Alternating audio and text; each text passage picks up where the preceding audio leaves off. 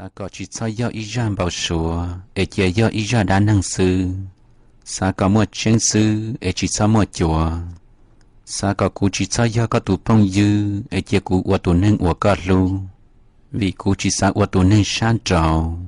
Sợ yo mua nâng yo bù trầu luôn địa tây nào lò, cú chuột thói có tàu tùa có chạy tệ sư. Địa sĩ tu sĩ cơ, ua nè thiết sĩ yu tàu chính do cá hù pli, để thiết lý trâu ra trong diệt tam bò lì nò. Chúa chỉ lý thọ yu bông thả, lọ cho họ luôn địa tây nọ, chúa bỏ luôn đủ thiết đại